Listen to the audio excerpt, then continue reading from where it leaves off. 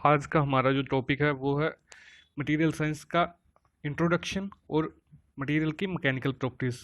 तो सबसे पहले हम जो डिस्कशन करेंगे वो करेंगे इंट्रोडक्शन की। ठीक है। The practical application of engineering material is manufacturing engineering depend upon a throughout knowledge of their particular properties under a wide range of conditions।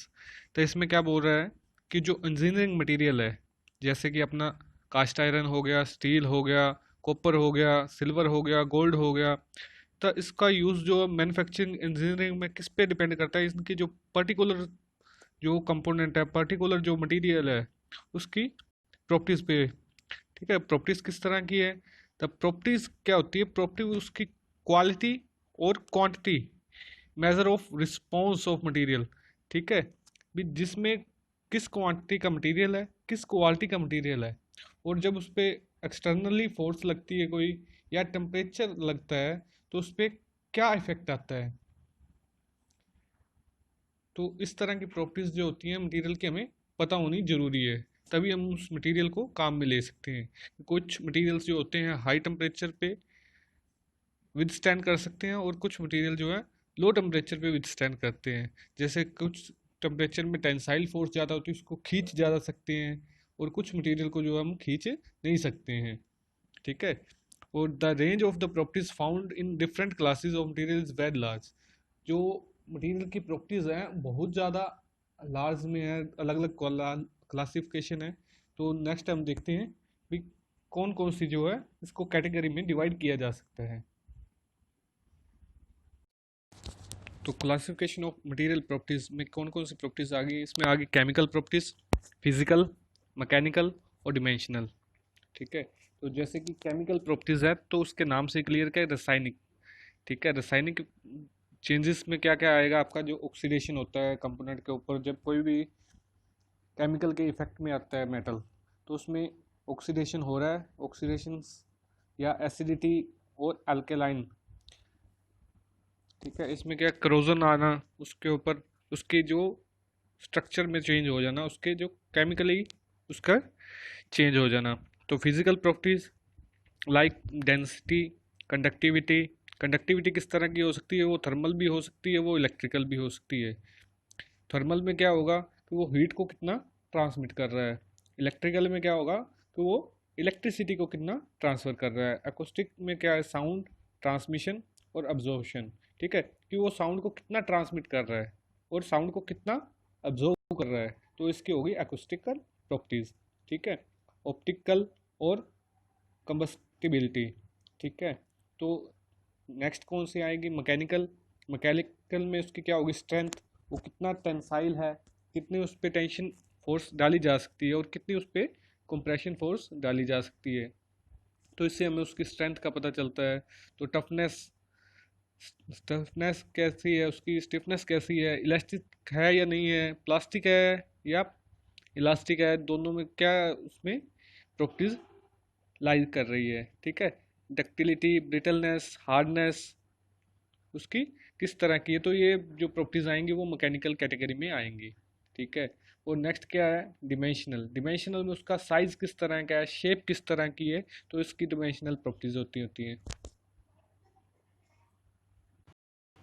तो अब मैकेनिकल प्रॉपर्टीज को डिटेल में डिस्कशन करते हैं। The properties of material that determine its behaviour under applied force are known as mechanical properties. तो क्या बोल रहा है? तो इसमें जो मटेरियल है, ठीक है, तो मटेरियल पे ऊपर जब हम एक्सटर्नली फोर्स को अप्लाइड करेंगे तो उसका बिहेवियर किस तरह का शो हो रहा है, तो उसकी होती है मैकेनिकल प्रॉपर्टीज। किस तरह का वो बिहेवियर को शो करता है। They are usually related to the elastic और प्लास्टिक ऑफ मटेरियल। तो वो क्या होती है? या तो वो इलास्टिक होंगी या क्या होंगी? प्लास्टिक होंगी बिहेवियर में। ठीक है। These properties are expressed as function of stress and strain. तो इस प्रॉपर्टीज को कैसे डिफाइन कर सकते हैं? उन पे स्ट्रेस किस तरह की आ रही है और स्ट्रेन कितनी आ रही है, तो उसको स्ट्रेस और स्ट्रेन पे डिफाइन कर सकते हैं। A sound knowledge of mechanical properties of materials provide the basic for preceding behaviour of materials under different load conditions and designing the component out of them.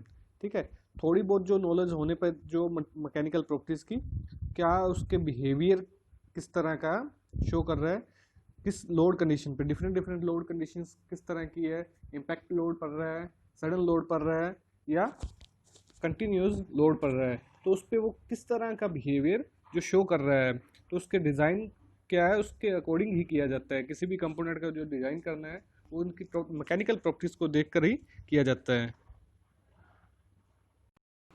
तो सबसे पहले हमें जो जानना जरूरी है वो है स्ट्रेस और स्ट्रेन। स्ट्रेस क्या है, स्ट्रेन क्या है, ठीक है। तो experience shows that any material subjected to a load may either deform, yield और break depending upon the magnitude of the load, nature of the material, cross sectional dimension of the material। ठीक है, तो इसमें क्या होता है कि जब भी किसी मटेरियल को, हमें पता है कि जब भी किसी मटेरियल को एक्सटर्नली फोर्स अप्लाइड करेंगे, कोई लोड अप्लाई करेंगे, तो उसमें क्या होगा, या तो उसकी जो शेप है वो चेंज हो जाएगी, ठीक है, और या तो वो टूट जाएगा, ठीक है। ये जो प्रॉपर्टीज़ है किस पे डिपेंड करती है कि वो टूटेगा या डिफॉर्म होएगा, तो उस पर कितने मैग्नीट्यूड का लोड लग रहा है, 200 न्यूटन का लग रहा है, 300 न्यूटन का लग रहा है या 3000 न्यूटन का लग रहा है, तो इस पे डिपेंड करता है कि वो कोई भी कंपोनेंट है वो ब्रेक करेगा या डिफॉर्म होगा, ठीक है। और सेकंड कौन सी प्रॉपर्टी पे डिपेंड करता है कि nature of the material, material का नेचर किस तरह का है, वो टेंसाइल है, वो कंप्रेसिव है, वो स्ट्रेंथ को रिटेन कर सकता है या नहीं कर सकता है, हार्ड है मटेरियल, इलास्टिक है या प्लास्टिक है। तो इस तरह के जो नेचर है मटेरियल का उस पर डिपेंड करता है कि मटेरियल जो डिफॉर्म होने वाला है या ब्रेक होएगा, ठीक है। क्रॉस सेक्शनल डिमेंशन, तो इसमें उसका एरिया किस तरह का है, वो उसका क्रॉस सेक्शनल एरिया कम है या ज़्यादा है, तो इस तरह की प्रॉपर्टी पे वो डिपेंड करता है। स्ट्रेस की डेफिनेशन क्या है, the sum of total all the elementary inter atomic forces और internal resistance which the material is called upon to exert to counteract the applied load is called stress, ठीक है। the stress is expressed as force divided by the cross sectional area, ठीक है। तो stress क्या है कि जब भी किसी बॉडी पे हमने टेंसाइल फोर्स लगाई या कंप्रेसिव फोर्स लगाई, फॉर एग्जांपल हम लगा रहे हैं टेंसाइल फोर्स, टेंसाइल फोर्स लगाने पर क्या होगा, कंपोनेंट को हम बाहर की तरफ खींचेंगे, तो बाहर की तरफ जैसे इस पिक्चर में दिखाया जा रहा है, पी लोड अप्लाइड हो रहा है ये मटेरियल पे उसके क्रॉस सेक्शनल एरिया की साइड। तो होता क्या है कि जब हम टेंसाइल फोर्स लगाते हैं तो मटेरियल जो है उसके अंदर जो एटॉमिक फोर्स है, एटॉमिक फोर्स क्या होती है, उसमें जो एटम्स हैं साथ साथ जुड़े हुए हैं वो आपस में एक दूसरे को साथ फोर्स लगा रहे हैं, ठीक है। तो क्या है, वो बाहर की तरफ खींचने नहीं देते, उसको रेजिस्ट करते हैं जो एक्सटर्नली फोर्स लग रही है। तो जो इंटरनली फोर्स हमें मिल रही है, जो एटम्स लगा रहे हैं कि हम बाहर नहीं खींचें, कम खींचें, तो वो क्या होती है, स्ट्रेस। तो नेक्स्ट इसके बाद क्या है, strain. Strain is dimensional response given by the material against mechanical loading deformation produced per unit length. तो इसमें क्या होएगा कि जब भी किसी फोर्स किसी भी कंपोनेंट के ऊपर हम एक्सटर्नली टेंसाइल फोर्स लगा रहे हैं या कंप्रेसिव फोर्स लगा रहे हैं, तो वो कुछ ना कुछ डिफॉर्म होएगा, हो सकता है उसकी लेंथ थोड़ी इंक्रीज हो जाए अगर टेंसाइल फोर्स लग रही है, अगर कंप्रेसिव फोर्स लग रही है तो हो सकता है उसकी जो लेंथ है वो डिक्रीज हो जाए। तो इसमें जो चेंजेस आ रहा है, ठीक है, कितना चेंज आया डिवाइड बाय ओरिजिनल लेंथ कितनी थी, मान लो 1 mm का चेंज आया, ठीक है, तो उसकी ओरिजिनल लेंथ पहले कितनी थी, 100 mm थी कंपोनेंट की, और बाद में कितनी होगी 101 mm, ठीक है। चेंज कितने का आया 1 mm का डिवाइड बाय ओरिजिनल 100 mm, तो ये उसकी क्या रहेगी, स्ट्रेन रहेगी। स्ट्रेन जो होती है यूनिटलेस क्वांटिटी है। स्ट्रेंथ, स्ट्रेंथ क्या होगी मटेरियल की, the strength of a material is its capacity to withstand destruction under the action of external load, ठीक है। तो इसमें क्या बोल रहा है कि जब भी किसी मटेरियल के ऊपर एक्सटर्नली लोड अप्लाई कर रहा है तो उसकी कैपेसिटी क्या है मटेरियल की कि उसको विदस्टैंड कर सके अनटिल उसके फेलियर तक, ठीक है, कि वो टूटे ना, कितनी मैक्सिमम वो इस तरह का एक्सटर्नली लोड को रजिस्ट कर सकता है कि विदाउट वो ब्रेक विद स्टैंड रे। It's determine the ability of a material to withstand stress without failure. ठीक है, ये किसी मटीरियल की क्या है, एबिलिटी है, कैपेबिलिटी है, जिसमें क्या है वो स्ट्रेस को विदाउट फेलियर क्या है रजिस्ट कर सकता है। ठीक है, the maximum stress that any material with stand before destruction is called ultimate strength. ठीक है, कि मैक्सिमम जो स्ट्रेस रहेगी कि फेलियर से पहले की। ठीक है, जितनी कोई मटीरियल क्या विद स्टैंड कर सकता है बिफोर डिस्ट्रक्शन, टूटने से पहले जितनी मैक्सिमम स्ट्रेस जो हुआ है मटीरियल रिटेन कर सकता है या रजिस्ट कर सकता है, उसको क्या बोलेंगे हम, अल्टीमेट स्ट्रेंथ। तो नेक्स्ट प्रॉपर्टी कौन सी है, वो है इलास्टिसिटी। ठीक है, the elasticity of material by virtue of which deformation caused by applied load disappear upon removal of load। ठीक है, तो इलास्टिसिटी क्या होती है मटेरियल की, कि जब भी किसी मटेरियल के ऊपर कोई एक्सटर्नली फोर्स लगाई जा रही है, कि या वो तो टेंसाइल है या कंप्रेसिव फोर्स लगाई जा रही है, तो उसकी शेप जो है वो डिफॉर्म हो जाती है। ठीक है, और जैसे ही हम लोड को हटाते हैं, लोड डिसअपियर होता है, तो वो क्या होता है, उसी इनिशियल पोजीशन में वापस आ जाता है। तो इस तरह की जो प्रॉपर्टीज होती है मटेरियल की, उसको बोलते हैं हम इलास्टिक प्रॉपर्टी या इलास्टिसिटी ऑफ मटेरियल। ठीक है, elasticity of material is the power of coming back to its original position after deformation when the stress और लोड इज रिमूव। ठीक है, इलास्टिसिटी ऑफ मटेरियल क्या है, कि मटेरियल की वो पावर जिसमें वह ओरिजिनल पोजीशन में वापस आ जाता है। ठीक है, जब उस पर एक्सटर्नल लोड जो है या स्ट्रेस जो है रिमूव हो जाती है। तो जिस तरह पिक्चर में दिखाया गया है कि पहले जो वाली पिक्चर है, तो उसके एटम्स जो है पास पास हैं, और जब इसी मटेरियल के ऊपर टेंसाइल फोर्स लगाई गई, तो क्या है, उसके एटम्स में थोड़ा सा गैप बन गया है और वो स्ट्रेच हो गया है, बॉन्ड जो है स्ट्रेच हो गए हैं। ठीक है, तो नेक्स्ट पिक्चर में जब लोड को फिर रिमूव किया गया है, तो उसमें क्या है, वह इनिशियल पोजीशन पे आ गया, उसके जो एटम्स के बीच में, मॉलिक्यूल्स के बीच में जो गैप था वो उतना ही हो गया जितना इनिशियली था। तो ये प्रॉपर्टी क्या आएगी इसकी, इलास्टिसिटी प्रॉपर्टी।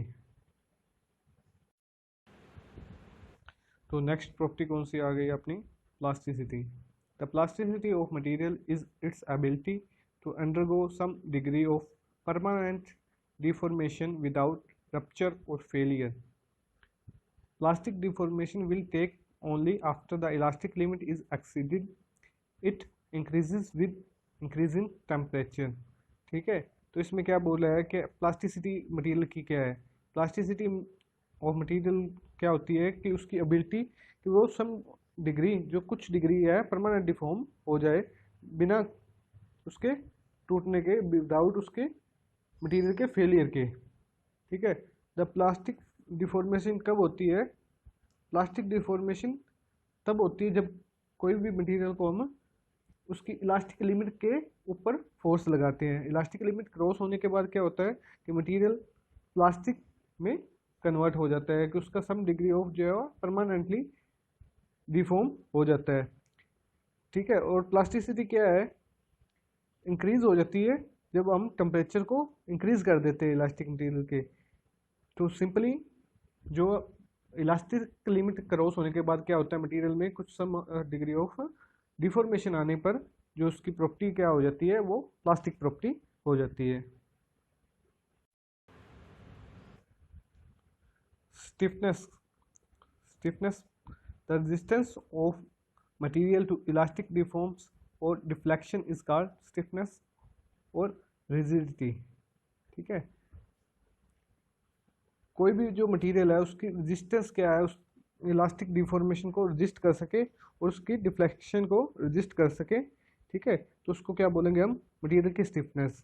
जैसे कि कोई स्प्रिंग है, तो वो कितना ज़्यादा कंप्रेस हो सकता है या कितना ज़्यादा उसको टेंसाइल फोर्स अप्लाइड की जा सकती है विदाउट उसके शेप चेंज के। ठीक है, तो ये उसकी होती है stiffness. A material which suffers slight deformation under load has a high degree of stiffness और रिजिडिटी। ठीक है, example, steel beam is more stiffer और मोर रिजिड देन एल्युमिनियम बीम। ठीक है, जो स्टील क्या होता है, स्टील का बीम है उसमें स्टिफनेस ज़्यादा रहेगी, वो ज़्यादा जो है डिफॉर्म हो सकता है, ज़्यादा उसमें इलास्टिक प्रॉपर्टी है, but as compare to aluminium beam, क्योंकि एल्युमिनियम बीम जो है ज़्यादा फोर्स को विदस्टैंड नहीं कर पाएगा, उसकी जो स्ट्रेंथ है वो एज कंपेयर टू स्टील कम होएगी। Ductility, it is the property of material which enables it to draw out into thin wires. Example, mild steel is ductile material. The percentage elongation and the reduction in area in tension is often used as empirical measure of ductility. तो ductility जो material की है वो क्या किस पे depend करती है कि वो कितना ज़्यादा इलास्टिक है। ठीक है, उसको कितना ज़्यादा हम टेंसाइल फोर्स लगा के उसको खींच सकते हैं। तो टेंसाइल फोर्स लगाने के बाद क्या होएगा, तो मटेरियल की जो है लेंथ वो है इंक्रीज हो जाएगी, बट इसका क्रॉस सेक्शनल एरिया जो है डिक्रीज हो जाता है। ठीक है, तो इसमें डक्टिलिटी क्या होएगी, किसी भी मटेरियल को हम कितना ज़्यादा खींच सकते हैं। ठीक है, तो उसकी क्या होएगी डक्टिलिटी। डक्टिलिटी के बाद अपनी प्रॉपर्टी जो है मेलेबिलिटी। तो malleability of material is its ability to be flattened into thin sheets without cracking by hot or cold working। ठीक है, तो इसमें क्या बोल रहा है कि कोई भी जो मटेरियल है, कोई भी जो मेटल है या कंपोनेंट है जिसकी एबिलिटी है उसको फ्लैटन करने की इनटू थिन शीट्स, उसकी थिन शीट्स में कन्वर्ट किया जा सकता है। ठीक है, विदाउट उसके क्रैकिंग के, विदाउट उसके फेलियर के। इसमें क्या है, आप हॉट ट्रीटमेंट भी कर सकते हो, कोल्ड ट्रीटमेंट भी कर सकते हो। हॉट ट्रीटमेंट में क्या है कि आप उसको कंपोनेंट को हीट करोगे, उसके बाद उस पर लोड अप्लाइड करोगे, वो सडन लोड हो सकता है, इम्पैक्ट लोड हो सकता है, और या तो आप कोल्ड वर्किंग करोगे, उसमें क्या है सिंपली आप लोड अप्लाई करोगे, उसको हीट प्रोवाइड नहीं कर रहे हैं। तो ये प्रॉपर्टी रहेगी उसकी मेलेबिलिटी, कि किसी भी मटेरियल में कितनी एबिलिटी है कि उसको शीट में कन्वर्ट कर सकते हैं विदाउट उसके रप्चर के, विदाउट उसके क्रैकिंग्स के। ठीक है, तो इसमें एग्जांपल क्या रहेगी, lead can be readily rolled and hammered into thin sheets but can be drawn into